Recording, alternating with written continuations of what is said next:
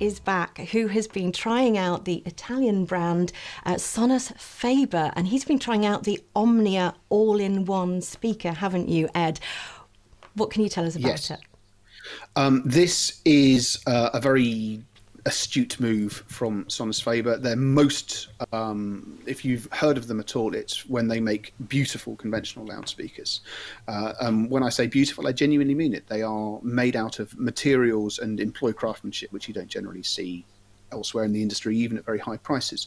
What they've done with the Omnia is they've looked at devices like the name Muso and other wireless streaming speakers, and they have carefully matched the specification. The Omnia is a wireless streamer. It is able to access Tidal and Qobuz content.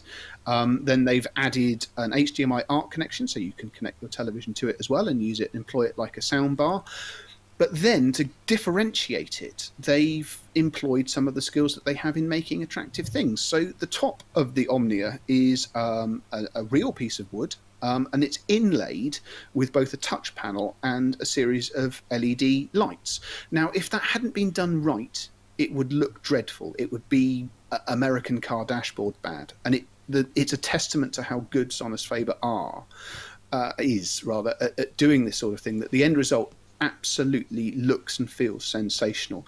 It becomes very second nature to lovingly stroke the top of it to raise volume, change inputs, and the LED indicators. Once you get on board with what they're showing you at any given time, you can see at a glance what the Omnia is doing.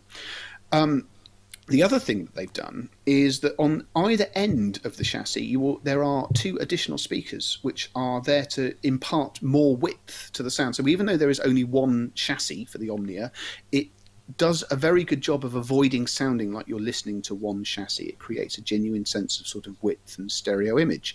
It's not perfect. Sonus Faber has decided to fit a phono stage, so you can connect a turntable to it, which is noble in theory, but I believe to be largely irrelevant in practice. I don't think many of them will ever see a turntable being connected.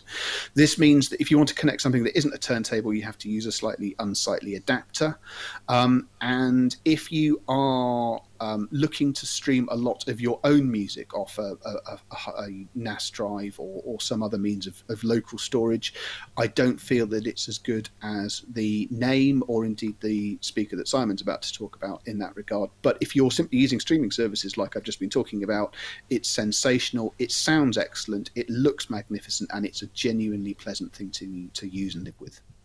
I mean, looking at it, it has been designed as an almost sculptural piece for the mantelpiece or something, hasn't it? So you're talking about the connectivity potential issues, but this has obviously been designed for wireless, hasn't it? Yes, although, as I say, then randomly it's been designed for wireless and you can bolt a turntable on if you're feeling ambitious.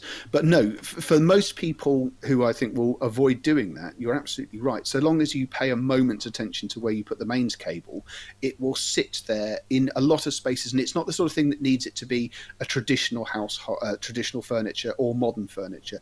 It does a nice job of blending into a variety of different sort of aesthetics. To me, it's one of the nicer feeling and looking devices of this type, and it's impressive to see how Sonus Faber has managed to link their more traditional skills to what is a very sort of modern category. It's very effectively done.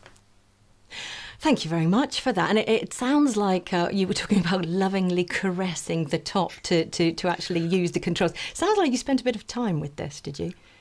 Yes. The Omnia sample that I had was with me for over a month, in fact. So yeah, if you like, there's 2 points of testing when I run through the sort of major things that I expect a product to do, and then there's a sort of less constructive feedback where I see how my son gets on with it, and if I find myself using bells and whistles features that they make a big play of, if I actually find myself still using them after the novelty's worn off, that's a significant step forward. That's the mark of something that actually works.